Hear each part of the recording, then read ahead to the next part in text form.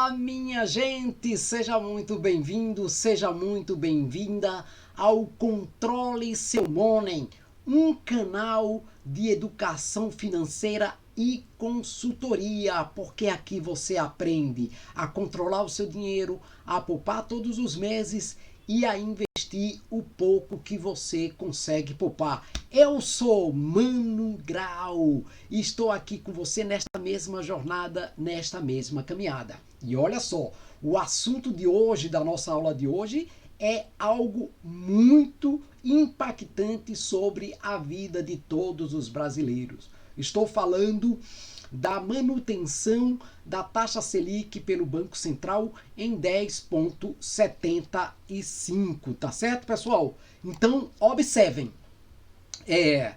há vantagens, há desvantagens que a gente precisa estudar, que a gente precisa saber, tá certo? Porque tudo na vida sempre tem o lado bom e o lado ruim.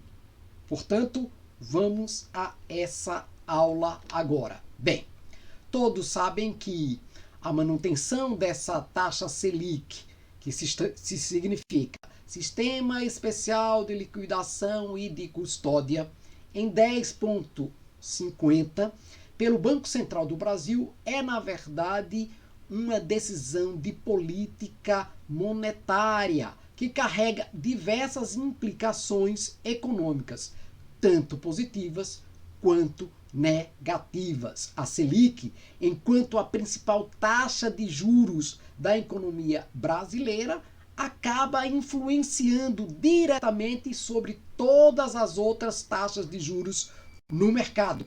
Isso vai impactar desde o custo do crédito até o retorno dos investimentos. Então, conheça agora quais são as desvantagens dessa manutenção em 10,50 da taxa Selic. Primeiro, impacto no crescimento da economia brasileira. Então, se a economia brasileira está aquecida até antes dessa manutenção da taxa, dessa decisão do Banco Central, não é? O que é que vai acontecer? Essas taxas de juros altas vão aumentar o custo do crédito. O que é o custo do crédito? O custo do dinheiro. Isso significa que tomar empréstimos e financiamento vai se tornar um pouco muito mais caro, seja para empresário, seja para o consumidor de um modo geral. Isso pode, portanto, desestimular investimentos empresariais e reduzir o consumo, resultando assim em um crescimento econômico mais lento, menor, né? Meio murchinho, como vocês podem imaginar. Então, o primeiro impacto negativo. Qual é o segundo impacto negativo, ou seja, a segunda desvantagem? É em cima dos encargos da dívida pública. O que é que significa isso? Que se a dívida pública brasileira está atrelada à Selic, né, manter essa taxa lá em cima eleva os custos com os juros da dívida, né? E esses custos vai pressionar o orçamento do governo. Logo, a consequência vai ser o quê? A redução da capacidade de investimentos em áreas que são essenciais para o crescimento da economia brasileira, para o desenvolvimento da economia brasileira. E quais são essas áreas? Primeiro, infraestrutura. Construção de estradas, de ferrovias, de portos, de aeroportos. Tá entendendo, pessoal? Tudo isso aí vai com certeza frear, né, essa animação do governo em investir, né, em investir bastante dinheiro nessas áreas que traria como consequência o crescimento da economia brasileira. Outra consequência é sobre a saúde. Então, sobretudo a saúde pública, pessoal. Eu estou falando aqui do SUS, Sistema Único de Saúde. Então, isso significa construção de menos hospitais, redução de leitos nos hospitais, tá certo? Porque se a demanda por hospitais aumenta, hospitais públicos, mas não tem leitos, isso é um problema, tá certo? Certamente, menos contratação de especialistas em saúde, seja médicos, seja enfermeiros, sejam técnicos, de um modo geral, isso vai ter consequências. Depois, na educação, né? Então, se construirá menos escolas, certo? E aí eu estou falando de escolas de ensino básico, escolas de ensino técnico e escolas superiores, universidades, campos universitários. Além disso, também provavelmente vai ter um impacto sobre o piso salarial dos professores, não é? Freando o governo de poder dar esse incentivo, né, aos educadores de um modo geral.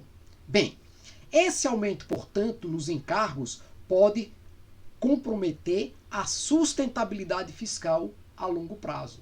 E o governo não suportar isso, não é? Não conseguir, portanto, se sustentar, tá certo?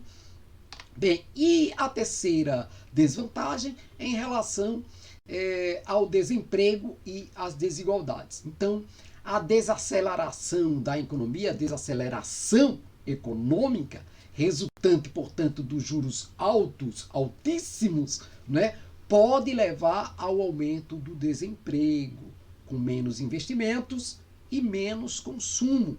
As empresas, então, vão fazer o quê? Vão, primeiro, reduzir suas atividades, deixar de produzir a quantidade que produzia antes.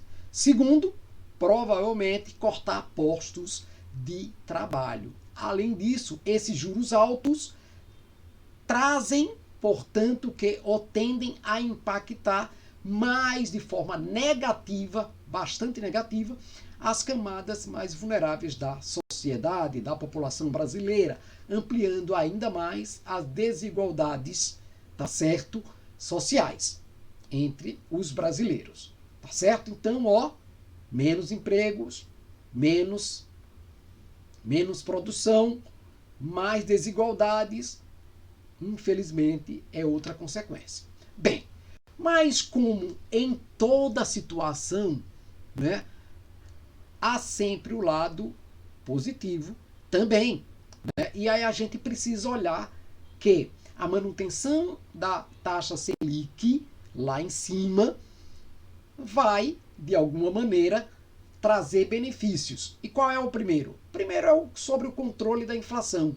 Então, uma das principais vantagens, naturalmente, é de se manter essa taxa ali em cima, é em relação, não é, ao controle da inflação. Lembrem-se, pessoal, taxas de juros mais altas tendem a reduzir a demanda por bens e serviços, o que pode ajudar a conter a alta dos preços, tá certo?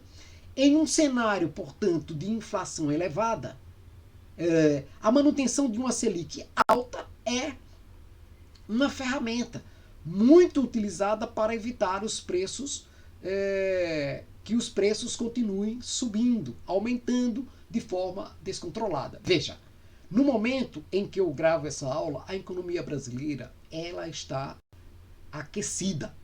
A economia brasileira está gerando empregos, certo?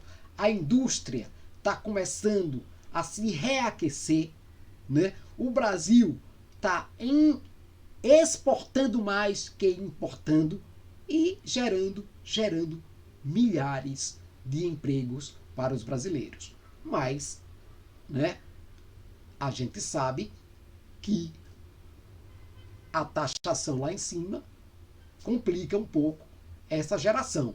Mas a verdade é que a primeira coisa é controle da inflação. Qual é a segunda? A atração de investimentos estrangeiros, tá certo? Então, as taxas de juros mais altas podem tornar o Brasil mais atraente para os investidores estrangeiros, mas também para os locais, tá certo? Mas sobretudo para os estrangeiros. Esses investidores, eles sempre buscam melhores retornos para os seus investimentos. E uma Selic lá em cima, em 10,50, com certeza é um grande atrativo para esses investidores internacionais que procuram rendimentos atrativos comparados a outros países, tá certo?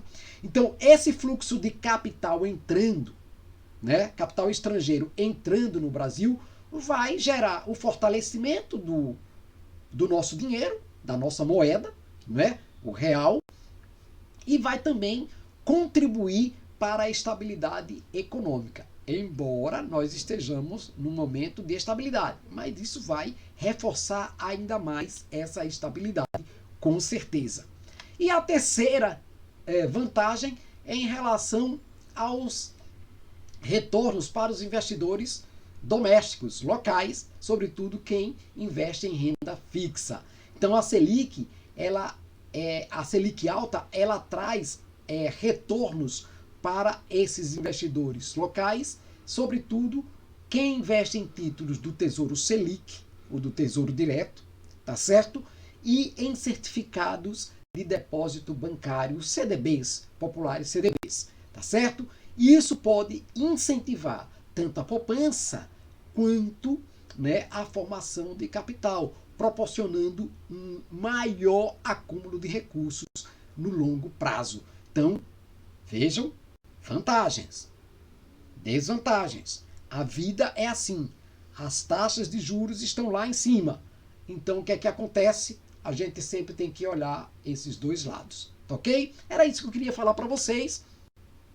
Se você ainda não é inscrito no meu canal, por favor, se inscreva, dê o seu like aí, tá certo? Compartilhe, se possível, com algumas pessoas. Vá lá no meu Instagram, né? Tem aí também o nosso site e, por favor, né, me acompanhe nessa jornada de poupar, controlar o dinheiro e investir. Muito obrigado, tá certo? E até a próxima.